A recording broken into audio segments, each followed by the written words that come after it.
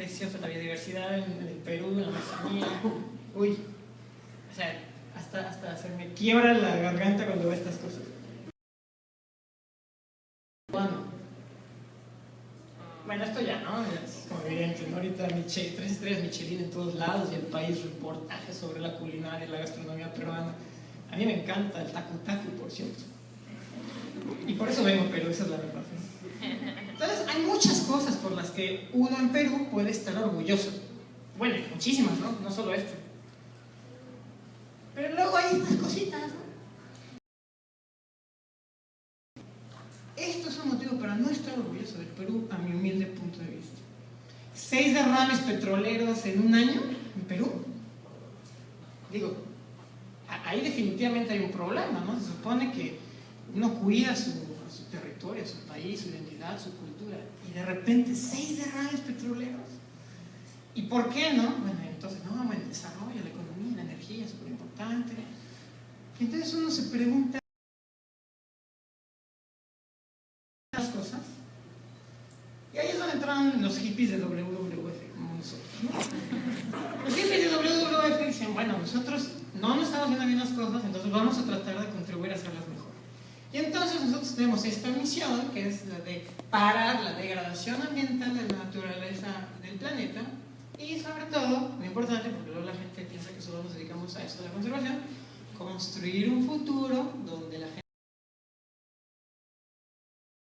a través de la protección de la biodiversidad, de la flora, de la fauna, a partir también del uso eficiente y sustentable de los recursos naturales, y finalmente, esto que parece, ¿eso es una huella? Exactamente.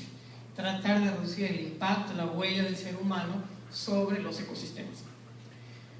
WWF en Perú trabaja muchas cosas. Trabajamos el tema de las especies, de los océanos, los bosques, el tema del agua. Pero hoy venimos a hablarles de esto, ¿no? Que es otra cosa que hacemos, energía y cambio climático, que es una de las áreas en las que Mariela y los colegas que estamos aquí presentes nos hemos especializado últimamente. Bueno, un poquito de historia, que supongo que ya lo saben. El tema de la energía en el mundo evidentemente ha sido súper fundamental, ¿no? Desde que empezamos a cocinar mamuts, comer estas grandotas, ¿no? Históricamente podríamos decir que hay como 2 épocas, bueno, de hecho hay como 3, pero bueno, vamos a enfocarnos a estas 2 eras de la energía así fundamentales de la sociedad moderna. La era del carbón, que empieza ahí entre los 1800, y bueno, yo puse 1900, pero la verdad es que continúa. El apogeo fue ahí por 1830 y todo eso, que muchos de ustedes deben conocer como la revolución industrial. Y básicamente lo que pasó en esa época es utilizar el carbón para generar calor, para evaporar agua, para mover turbinas o pistones, ¿no? Pistones en aquella época. Y entonces la revolución industrial consistió básicamente en el uso del carbón para mover maquinaria pesada, por así decirlo. Entonces empezó en el sector minero, en el sector textil, cosas así, y poco a poco en los ferrocarriles, y poco a poco se fue formando, se fue moviendo hacia el sector transporte, ¿no? Entonces esto es fundamental porque empezó a crear un tipo de nueva economía. Un tipo de nueva economía que permitió, por ejemplo, la supremacía de los británicos en temas militares, ¿no? Entonces, muy importante lo que pasó acá. Después de esta era del carbón, empezó la era del petróleo. El petróleo se conocía desde hace mucho tiempo, se conocía inclusive de esta época. El petróleo se utilizaba para fines luminosos, se quemaban las lámparas de petróleo para crear luz en las casas. Lubricante de cosas mecánicas, ¿no? Pero fue después de la Segunda Guerra Mundial que la expansión de los automóviles y el consumo, mejor dicho, o la demanda por combustibles líquidos para la industria automotriz, pues empezó a despegar este insaciable apetito por el oro negro, ¿no? Al grado que, bueno, en los años 50 me parece que había algo así como 10 millones de una producción de 10 millones de barriles por día, y ahora en los 2000 100 millones de barriles diarios de consumo, ¿no? Entonces, esto también fue muy bueno en muchos sentidos, permitió el desarrollo de muchos países, en gran medida las economías en América Latina empezaron como a despegar con esto del petróleo, economías extractivas, Y bueno, empezó a traer muchas ventajas. Por ejemplo, esto hoy día, ¿quién se preguntaría hace 70 años, 80 años, los aviones volando por todos lados? Bueno, empezó a ver todo este tipo de cosas. Entonces nadie va a negar que gracias a los combustibles fósiles pues hubo un momento de desarrollo. Pero tampoco nadie va a negar que ese desarrollo no ha sido un desarrollo justo. Y les voy a explicar por qué pienso que no ha sido un desarrollo justo. Primeramente porque, bueno, la actividad extractiva de los combustibles fósiles ha causado este tipo de cosas. Accidentes por todos lados, ya lo vimos, les comenté los 6 derrames del BP Horizon en el Golfo de México, y un montón de millones de barriles vertidos al mar. Esta foto es una foto de un país grande, era uno de los más grandes, ahora está dividido, Sudán, en el año 2012.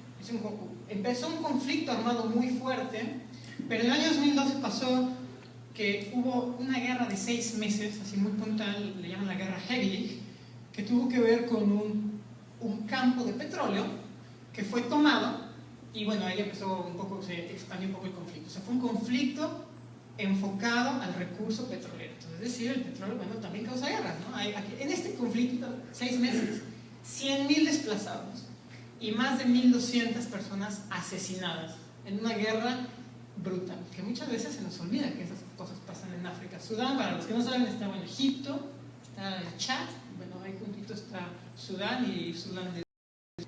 Y también pasa, no es justo el sistema energético porque también pasan este tipo de cosas, el precio del petróleo, economías que de repente tienen que cambiar totalmente su agenda de desarrollo, tienen que cortar sus apoyos sociales porque definitivamente dependían de un precio que hoy día ya no está en el mercado, ¿no? Entonces pasa como en México, que ¿a dónde cortan dinero? ¿Dónde corta dinero el gobierno? Educación, salud, investigación y desarrollo, y todo porque el petróleo dejó de ser de $100 a $30 el barril.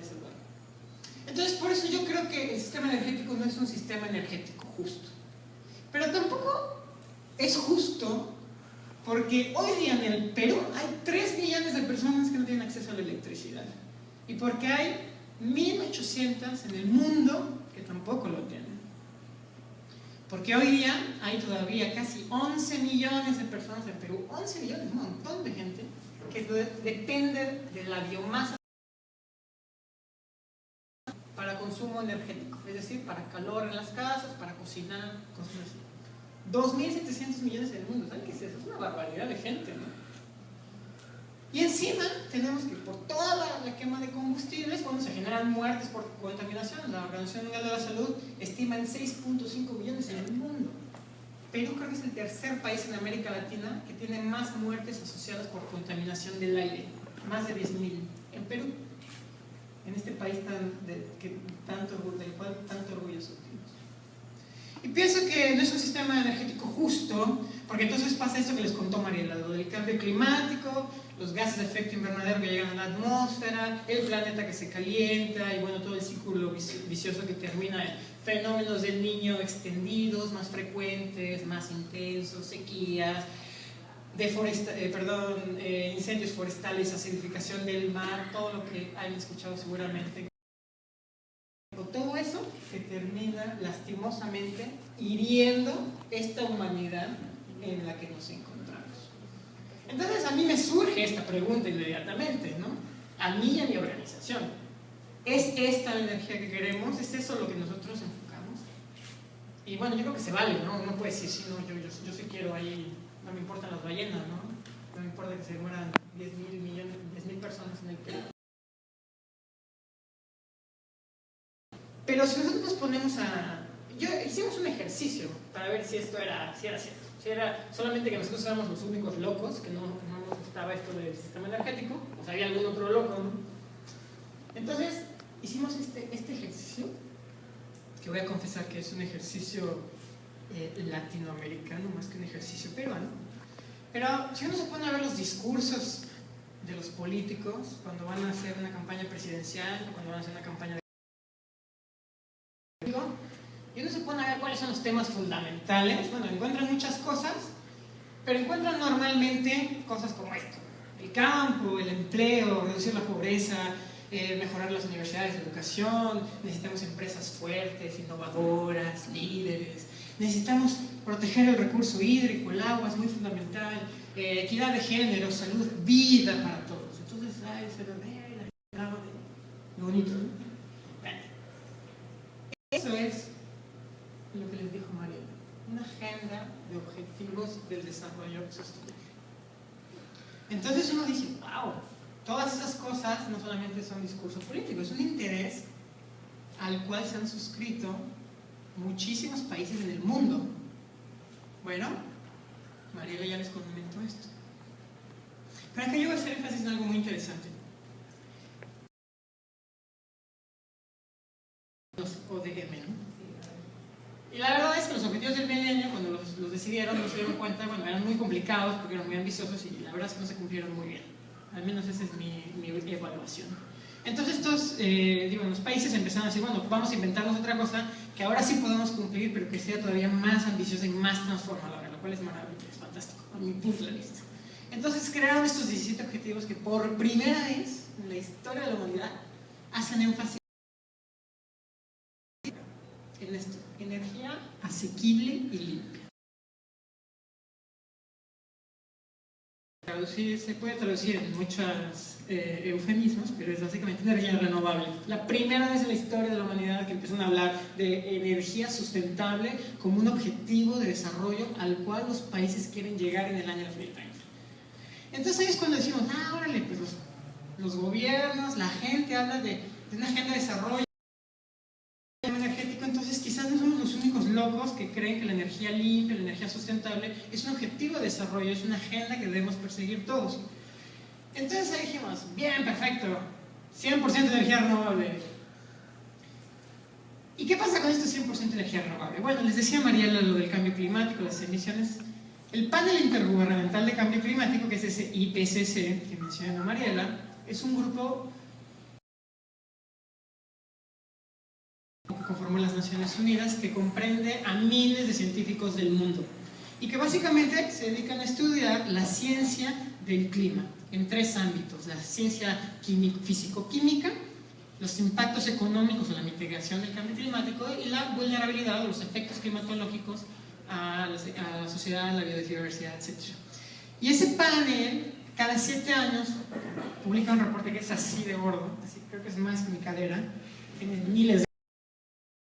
Las muchas cosas que hablan, en el último reporte que se publicó en el año 2013 de carácter con el enfoque económico, el enfoque de mitigación, decía que nosotros tenemos que decarbonizar, es decir, tenemos que tener economías sin carbono, sin petróleo, sin gas, sin carbón, sin nada de eso, entre el año 2050, 2040 y el año 2070. Entonces, si nosotros queremos limitar los impactos del cambio climático a algo que podamos manejar y que sea lo menos dañino para el mundo, por así decirlo, tenemos que tener una economía decarbonizada totalmente, un sector energético decarbonizado entre el 2040 y el 2070. ¿Qué significa eso? Que para ese entonces ningún tipo de energía puede ser fósil. Entonces, 100% de energía renovable, que es lo que al panda le gusta hablar. ¿Qué significa 100% de energía renovable? Bueno, para el Perú significa muchas cosas. Significa que nosotros podríamos tener algo así como 78,000 empleos nuevos de valor. ¿Cuál era la palabra que nos gustó hoy? Dignos, empleos dignos en el sector, solamente por mudarnos a un nuevo sistema, un nuevo modelo energético basado en energía renovable. Pero también es una forma de salvarle plata al erario a través de ahorros en costos asociados a salud. Se calcula, estos son resultados de un estudio que hizo la Universidad de Stanford a través de un proyecto, una solución de One Project Solution, donde hicieron mapas de ruta para un 100% renovable para 200 países del mundo, una cosa así, de los cuales hay uno para Perú. Y entonces ahí nos hablan que nosotros en un 100% renovable podríamos tener un ahorro en salud equivalente al 2% del Producto Interno Bruto del país hoy en día, y podríamos estar salvando algo así como 2.641 muertes asociadas con la contaminación. Podríamos irnos moviendo hacia adelante. Entonces aquí es donde viene el tema de la transición energética justa. Yo creo que ya les expuse algunos de los argumentos que nosotros vemos como por qué el actual sistema energético no es justo. Pero entonces, ¿qué significa que haya un sistema energético justo? Bueno, pues un sistema energético justo para nosotros es uno que toma en serio el cambio climático, que entiende que las emisiones de deterioro de la flora, fauna y de la sociedad misma, que entiende que hay muchísima gente en situación de pobreza energética que no puede salir de esa trampa de pobreza porque no tiene acceso a esa energía de calidad, constante y barata. Es una transición, es un modelo energético donde todos tienen acceso a los recursos necesarios para moverse hacia adelante, para crear esa transformación tecnológica, para innovar y encontrar las mejores opciones para cada tipo de país, bajo cada contexto. Y finalmente es una transición donde la gente tiene empleo. Es decir, si nosotros dejamos de producir combustibles fósiles, ¿qué vamos a hacer con toda la gente que trabaja en gas? ¿Qué vamos a hacer con toda la gente que trabaja y vive del petróleo? Bueno, hay que encontrar una forma para que estas personas tengan empleos dignos de calidad en un contexto económico que ya no es dependiente de la energía fósil. Esos son los 4 pilares de la transición energética justa. Y entonces otra vez, ¿no? ¡Wow! Eso suena muy bonito, estos hippies de WWF vienen y nos dicen esto. Pero resulta que nosotros seguimos viendo que no solamente somos los únicos hippies, que hay otros hippies en el mundo que están igual de locos. Hippie como este compañero, ¿no? Este compañero que se llama Ali Al-Naim y que es el ministro, dice el chiquito, pero es el ministro de Petróleo y hasta hace unos pocos años era el país con las mayores reservas de petróleo. Ahora es Estados Unidos después de la revolución del Shell y del fracking y de todo eso. Pero es súper interesante que un país que vive del petróleo, que lo único que hace básicamente es sacar petróleo y venderlo, un día se pare el ministro de Energía y diga esto: en Arabia Saudita reconocemos que eventualmente uno de estos días no vamos a necesitar. Al siguiente día, ¿saben cómo estaban las petroleras después de esto? Bueno, querían hinchar al hombre, ¿no? O sea, básicamente estaba diciendo: sorry, pero van a tener que buscarse otro trabajo. Entonces dijimos, bueno, pero este es solo un caso, ¿no? Y entonces aparece este otro hombre, ¿no? Piyush Goyal, el ministro, que es básicamente como la segunda persona después del presidente de India. Y él dice, India, que es uno de los países que tiene una pobreza energética tremenda, pero es que, bueno, en pocos años, si no es que ya lo está haciendo, le va a hablar al tú por tú en China. Todo el mundo habla de los chinos, bueno, estos compañeros hacen las cosas que hacen los chinos más rápido, mejores y lo han hecho en menos tiempo. Y este compañero dice, bueno, tenemos muchos problemas de pobreza energética y tenemos una economía que alimentar y nosotros importamos combustibles. No, cambio de paradigma total. 100.000 megavatios de energía solar al año 2021, nuestro objetivo. 100.000 megavatios. Son 100 gigavatios. ¿Qué son 100 gigavatios? Bueno, les voy a decir, para que tengan en contexto, la infraestructura eléctrica, la capacidad instalada en América Latina son 300 gigavatios, hidroeléctricas, termoeléctricas, paneles solares, todo lo que hay en América Latina, así desde México hasta la Patagonia, son 300. Y estos 100 días, un día de repente se levantan y dicen 100 gigavatios solar. Bueno, al siguiente día, lo mismo. El costo de las energías, no, de la energía solar, bueno, ya había bajado en India. ¿Por qué? Porque la gente empezó a ver que el negocio del futuro estaba en la energía solar y que había que hacer en, ¿qué son? 10 años, una cosa así, hasta el 2021, 100 gigavatios, es una brutalidad. Y eso mueve una economía, eso mueve un mercado y eso sobre todo ha movido un sistema energético en India, o lo está moviendo. Y no es el único. Que él es el director del Banco Central de Inglaterra y el actual jefe de lo que se llama el Comité de Estabilidad Financiera del G20. El G20 es el grupo de las 20 economías más grandes del mundo.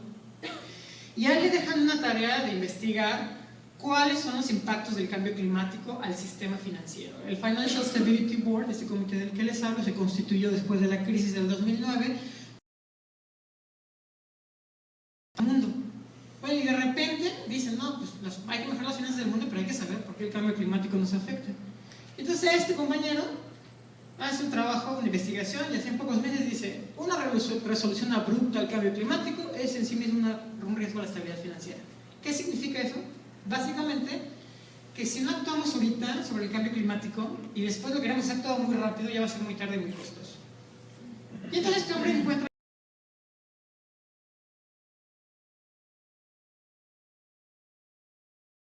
otro que tiene que ver con la responsabilidad, es decir, que en el futuro va a empezar a haber demandas a los gobiernos, van a empezar a haber demandas a las empresas que sigan emitiendo emisiones, y de hecho ya pasó, que en Holanda, una sociedad, una organización juntó algo así como un montón de firmas y demandó al gobierno por incumplimiento de sus objetivos de emisiones. ¿Y qué pasó? Fue a la corte, y la corte dictó a favor de la sociedad civil. Y hoy se está demandado por incumplimiento de objetivos de reducción de emisiones. Es el primer caso que pasa en el mundo que ya crea jurisdicción, creo que se dice, jurisprudencia, y que van a empezar a repetirse en todos lados del mundo. Y finalmente él habla del riesgo de la transición, es decir, qué va a pasar con todas esas empresas que no puedan, o sea, hoy día están valuadas en muchas empresas, Shell, Mobil, Exxon, Chevron, y bueno, todas, Total, todas las grandes empresas en el mercado han valorado sus activos en función de lo que ellos creen que es el valor del mercado. Pero ¿qué pasa cuando en el futuro no puedas quemar petróleo, cuando no puedas extraer gas porque nadie te lo va a comprar? Bueno, no tu valor va a ser cero. Y en los últimos 5 años, si nosotros nos vemos cuáles son las más grandes petroleras, 50% de su valor ha decaído en el mercado. Y eso es básicamente, digo, hay muchas cosas detrás, ¿no? También consecuencias de economías que se contraen, pero también de una demanda que se reduce porque cada vez más países tienen legislaciones ambientales que prohíben o que limitan los gases de efecto invernadero. Y dicen, bueno, pero estos son todos gobiernos y siguen siendo personas que nos prometen muchas cosas. Bueno, tenemos entonces el sector corporativo. Y entonces de repente en París, por ahí el 8 de diciembre, por ahí, antes de, no, una semana antes, se juntan los... Si ustedes no hacen nada, nosotros vamos a empezar a movernos. Entonces creamos la iniciativa Breakthrough, de rompimiento, algo así. Y entonces Bill Gates y Richard Branson y Mark Zuckerberg, que bueno, los que no lo conocen, este es básicamente el creador de Microsoft, este es el creador de Virgin, del grupo Virgin, y este es el creador de Facebook. Los 3 hombres más ricos, de los más ricos que hay en el planeta, dicen, no, bueno, esto no funciona, tenemos que irnos a las energías renovables, tenemos que movernos. $20,000 millones en una iniciativa. Yo les decía a Mariela hoy, año con año se han aumentado las inversiones en energía renovable en América Latina, y en conjunto, creo que el último reporte da algo así como $26,000 millones. Y estos tipos en 10 minutos juntaron $20,000 millones para inversión en energía renovable. Entonces ahí dices, wow, esas son las cosas que mueven al mundo, las cosas del mercado. La decisión de la gente por hacer las cosas. Digo, también tiene mucha plata, ¿no? Y luego viene este caballero, ¿no? Es el presidente del país más poderoso del planeta, nos guste, ¿no? Y entonces se le ocurre decir esto después de firmar el Acuerdo de París. El Acuerdo de París da una señal poderosa que el mundo... ¿Y cómo voy de tiempo? Ya me voy... ¿Bien? A mí quedan 5 minutos. Uy. Bueno, da una señal poderosa de que el mundo está firmemente comprometido con un futuro bajo en carbono. Otra vez, el 12 de diciembre se firma el Acuerdo de París. Yo no les voy a dar el dato, pero ustedes pueden Finance y revisar cómo fueron las acciones de las gaseras, de Gazprom, de Total, de Shell, y cómo fueron las acciones de las empresas solares, por ejemplo. Y fíjense qué pasó, fíjense cómo fue el valor de las acciones de las empresas de energía renovable el 13 de diciembre y cómo fue el valor de las acciones de las empresas petroleras ese mismo día. Ahí se los dejo de tarea. Y entonces, hablar de 100% renovables empieza a volver boga. Hay iniciativas a lo largo del mundo que empiezan a buscar ese objetivo, 100% renovable, a nivel país, a nivel empresa, a nivel municipio, a nivel distrito, a nivel ciudad. Entonces acá hay un ejemplo de son como 100 iniciativas en el mundo, no están detalladas, pero pueden entrar a la página acá de 100% renovable y ver de qué trata cada uno y cómo están tratando de alcanzar ese 100% renovable en su sistema. Y después viene esta iniciativa de WWF, que simplemente viene a que vaya, si los gobiernos no quieren, nosotros sí podemos hacer muchas cosas. Y entonces nos inventamos esto que se llama The Science Based Target Initiative, la iniciativa de objetivos con la ciencia, y del 500 Fortune, que son las 500 empresas más grandes del planeta, les decimos, bueno, por todo lo que ya les expliqué, tienen que cambiar su modelo de negocio y tienen que encontrar caminos de reducir su huella de impacto en emisiones con objetivo en la ciencia. La temperatura. Y todo el mundo decía, no, qué difícil. Bueno, en un año, 176 empresas de las 500, ya estamos hablando, bueno, bastante, ¿no?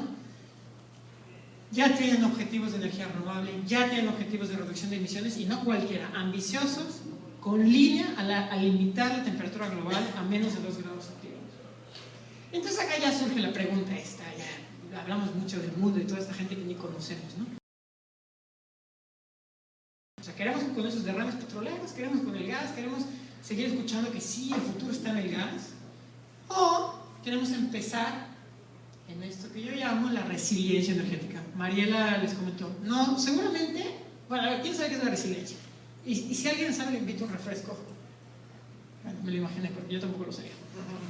La resiliencia energética, o la resiliencia, es básicamente la capacidad de un sistema para reponerse a un shock. Entonces imagínense una esponja así cubo, ¿no? Cuando uno le aprieta, pues es así como chiquita, ¿no? Y cuando uno la suelta, la esponja regresa al estado original. A lo mejor está un poco deforme, pero básicamente regresa a su estado original. Y esa es la idea de la resiliencia energética. Tener un sistema que se adapta, por así decirlo, o responde y regresa a un estado óptimo, estable, después de un shock. Y cuando hablo de un shock, puede ser una crisis financiera, puede ser el cambio climático, o puede ser una transformación de la economía hacia una economía decarbonizada.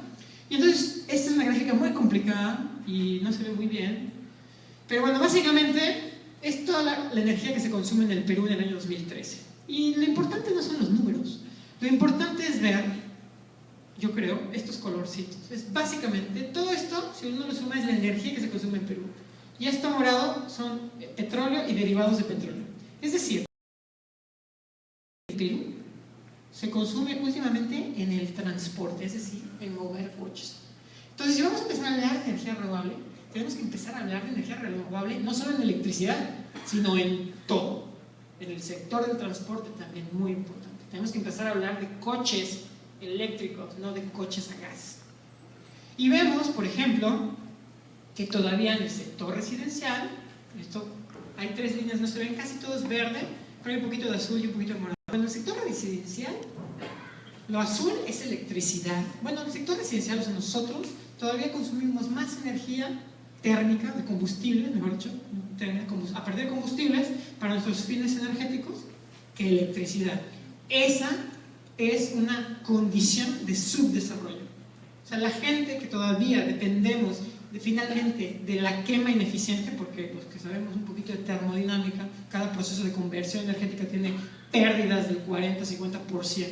Bueno, estar hablando de que estamos quemando gas o que estamos quemando petróleo, lo que sea, para calentarnos o para cocinar o para lo que sea, estamos hablando de una condición de subdesarrollo. Nosotros tenemos que apuntar a electrificación absoluta de todos los servicios. Termas solares, calentadores solares, cocinas solares, cosas así, ¿no? Por dar ejemplos. Entonces, ese es el destino. Esto ya lo hablé un poco, que son un poco de los daños. Cuando hablaba de todos los impactos, no solamente afectan a la energía fósil, también tenemos que ser conscientes que la energía solar, la energía eólica también es susceptible a ciertas variaciones climáticas, etc.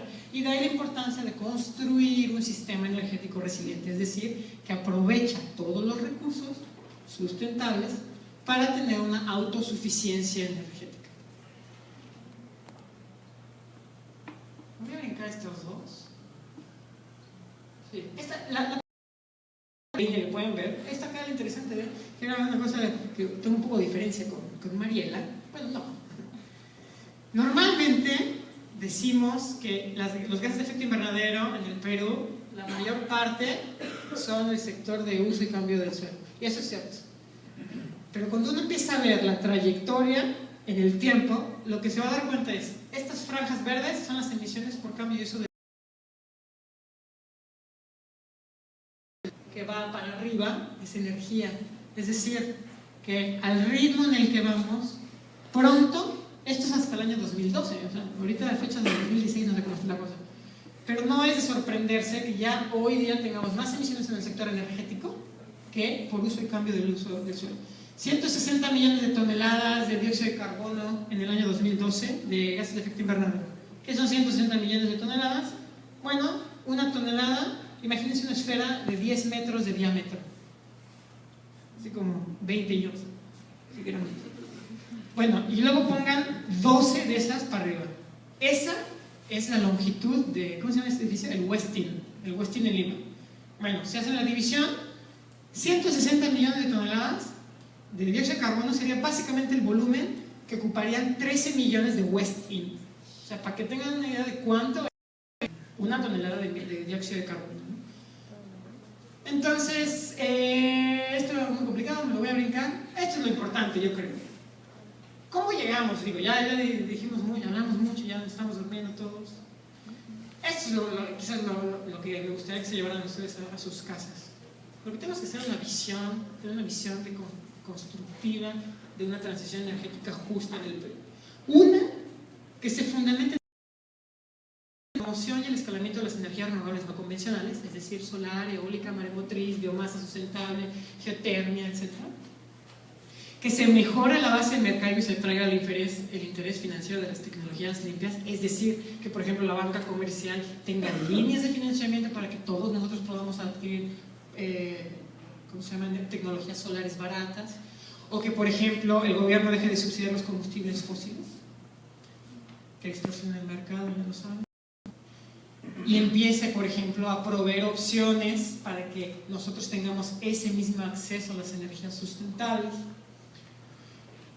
Que se impulse el compromiso del sector empresarial, es decir, que apoyemos al empresariado, a que ellos también entiendan que pueden ser parte del cambio de matriz energética si ellos mismos empiezan a implementar acciones de uso eficiente de la energía, de generación eléctrica sustentable, de uso eficiente, de reciclar y reusar, y veamos todo el impacto que en el ciclo de vida de la producción, bueno, finalmente desembocan en un consumo energético y de qué manera reducimos eso, y lo que no podemos reducir lo consumimos sustentablemente.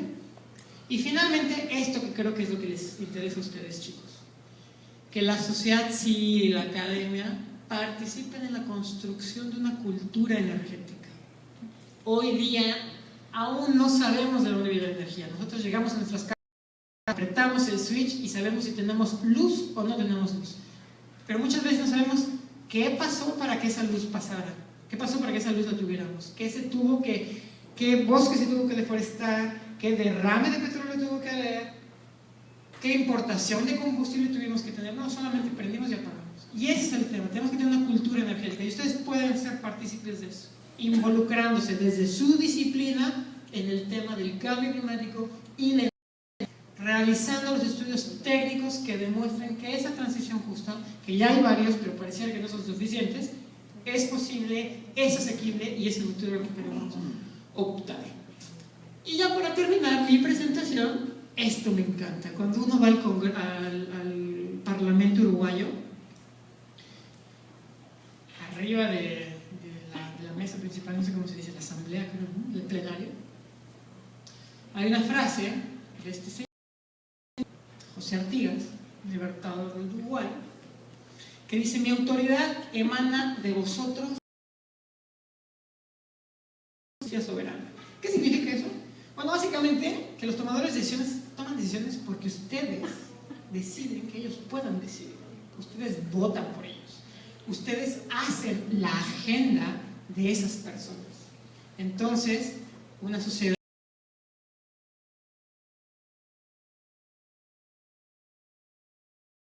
demandarle a los tomadores de decisiones que se encaminen en eso que nosotros pedimos, que en este caso, desde la perspectiva de WWF, es la transición energética justa.